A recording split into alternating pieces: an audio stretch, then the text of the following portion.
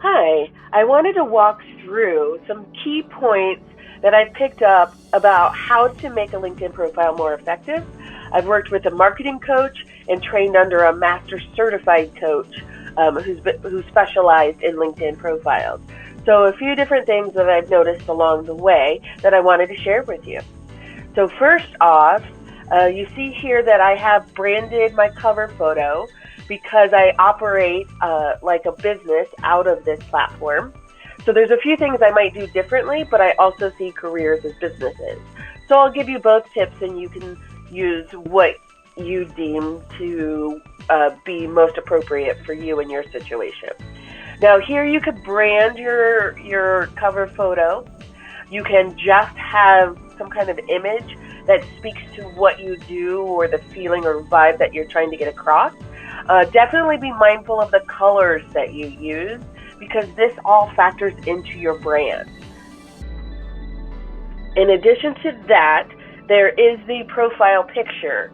It is important to, while I have seen somebody use a quote in here or artwork or a logo, a picture of yourself can be very important. And for whatever reason, if you crop to the very top of your head and show a little bit of your shoulders, especially guys wearing collared shirts, women showing some kind of clothing there, and then your version of the smile, mine is a smurl for whatever reason, that makes it warm and inviting and appropriate in a professional setting when a recruiter comes to see your profile. Even I have this picture up here for like eons, and I cropped it a little bit more just to the top of my head, and my entire network started reaching out to me. They noticed and they loved the picture, and I don't understand why that works, except for it does make it easier to be seen in search results. So that's why I recommend it. Now it just so happens that I include a title that sort of describes my services and my approach, at least one aspect of them, with my name. You can just have your name and then just have your title in your headline. Now I'm using a symbol that has been pulled off of laptop symbols, a series of symbols that translate effectively across platforms, because sometimes you use an emoji or something on one platform like iPhone and it doesn't translate to an Android or a PC or something like that. This is one of those symbols that does translate, but the more important thing is that this headline is a great place to use job titles. In this case, I'm a career coach, and then some kind of headline that speaks to what you're trying to accomplish or your tagline. So in my case, I'm trying to empower tech industry. I see them as warriors because they're usually on the front line. They're usually on startups. They're usually pioneering different things, so they see things differently. So by combining these two elements, I tell a lot to the recruiter when I'm in search results. You can't just leave it on your job title, but the job title should be one title broad enough to cover all the things that you might do. Like I don't mention resume writing here. It just factors into career coaching so they could dig in when they want to see or learn more about me. Then the other thing that I will mention is the location. So I list the biggest city near me, and sometimes you could put, like in my case, Greater Seattle area. But since we often work as people, society, professionals in different locations than we may live, we're willing to commute, you can in fact pick the city or the location that you want to target for your work area. Because you can only have one, then that becomes important to actually, to have that focus. Now, one of the things is, this might date the video a little bit, but there's been this banner that shows up that's green, it's like a swish, and it says open to work. That right now is just being shown to only your network and does not signal like a bat signal to recruiters. Recruiters, for whatever reason, have mixed feelings about it. And so I've seen several articles. So right now I'm recommending that you don't include that and making it obvious that you are looking for work. I would just reach out to people in your network and let them know that you're looking and what they could do to help. Now, this about section, definitely add this on here. I kind of see this as a mini cover letter, and at most it's like 3 paragraphs, and you could talk about, in my case, it's a sales pitch because I sell out of here, but when you're looking for work, the first paragraph should be, why are you doing this work? What is your approach to, second paragraph, what is your approach to this type of work? And then lastly, you want to talk in terms of how you approach things, what you're doing, what you're looking to be doing, and then a call to action should be about why they should connect with you.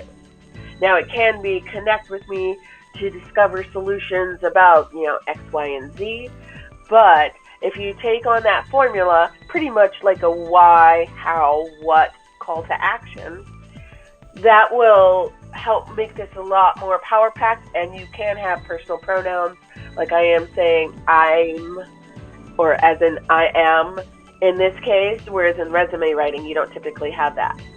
Now in 2020, Microsoft did add a featured section to LinkedIn, which I love, but I also write articles to sort of share information with people. I blog, I've written books or put together books, and I'm also featuring my website. So if you have something to feature, definitely do that. Something that's important to know is you can in fact put the picture that you want featured and then insert the link in the description so that when people click on it, they'll get that description. Sometimes the way that LinkedIn works doesn't automatically pull the right picture, and it doesn't always look effective in terms of the visual presentation you want to create. So sometimes you have to put the image in there and then put the content. Definitely do want to be active, so much as even just liking something or commenting on it will show up and show your activity. Now, the next thing I want to point out is you do want to have content, and maybe even a link if you have it, but you do want to have content for each of your job roles. You can do it as you go, add to it as you go. This gives both a sense of what you can do, but also the impact that you have in each role. So I've been known to sort of create a description once I have a better sense of my role. So I still need to add it for one of my roles. But then as I go, like any quantifiable results or major achievements, I start writing and adding to here so that I maintain this as I go, because this platform is not just for job search. It could be for promotion. It could be for freelance. A lot of other things that you can do. And if you have more than one job at a company, definitely break out the roles, because it shows expansion. It shows promotion. It shows the ability to grow in a job or with a company. I think that's in fact important. Also, a couple of other things. We could talk more about freelance if you want to reach out to me, how to handle freelance roles. A quick look, I have more freelance on here than just the ones that you've seen. I also freelance as a resume writer. You can put that under your company or freelance umbrella. If you don't name your company, and maybe it's just independent consulting, you could do that, and then each project could be its own role underneath this umbrella of freelance. What I think is important, especially in a day and age where we can take on so many different roles, like I did here in Medic, every time something happens, you don't have to put like 5 job titles to show you did 5 different roles at the same time. you can actually break out each role. Like I was alumni relations coordinator for Metis, a data science boot camp. I also handled their San Francisco campus. I handled their Seattle campus. I worked on their product, and I took ownership of a product. So you could break each role out to get those specific keywords and expertise featured in your profile. So those are some other things to be mindful of. Now, in addition to experience, actually, let me add one more note. So some of the visual elements that I do, I might make a PowerPoint and just do like 3 slides that I'm allowed to tell people, because sometimes businesses don't want all their business out there. I will, in fact, upload a PowerPoint to illustrate what I'm able to do, or some content that I worked on, or class I created like I did for Coding Dojo. The other thing that I will point out is you could use symbols like I was using in my headline, but to create the look of bullet points in your content, in your work history. Now, you don't necessarily have to, for your education section, include an image to your degree. You can, in fact, include a link to it and host it as a shareable file from your drive. But including keywords like the main reason why you targeted a degree could, in fact, be important. And you can add more information to this as much as you would a job description. So in my case, I might have had a degree in broadcast journalism, but that's where I learned HTML. And so this is a great way to get that information in there. Continuing to learn is important, especially when so much changes, and a resume can get capped off at 15 years of experience. So you do want to show that you continue to learn and evolve with the market. You do that with certificates. Any relevant volunteer experience, you can add that to your profile as well. And then your skills are going to be very important, not only for people to endorse you, so you can add all the skills and max out the opportunity here, but you can, in fact, determine what gets prioritized. So if you go into edit mode, currently you can, in fact, pin whatever you think your top 3 skills are, whatever top 3 skills you want to be known for, rather than letting the default seems to be the most endorsements get moved up. So definitely want to look at customizing that experience, and then getting and receiving recommendations as you go, especially from those that you've worked with, those that you've managed, those that you have been managed by. That's very important to show the breadth of your capabilities and your ability to work with different people.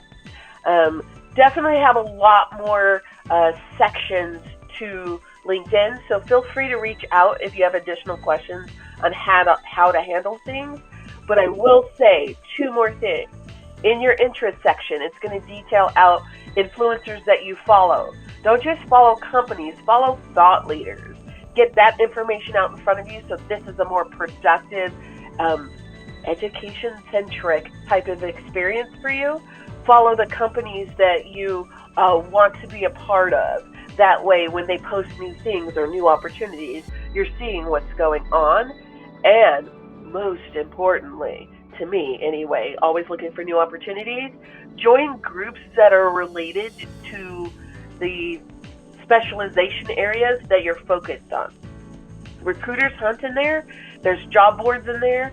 People can throw in opportunities that aren't on job boards in there. You can also share your knowledge, and then that positions you as a thought leader as well. So groups, very important. This was a lot. If you have any additional questions, please feel free to reach out. Thank you and good luck.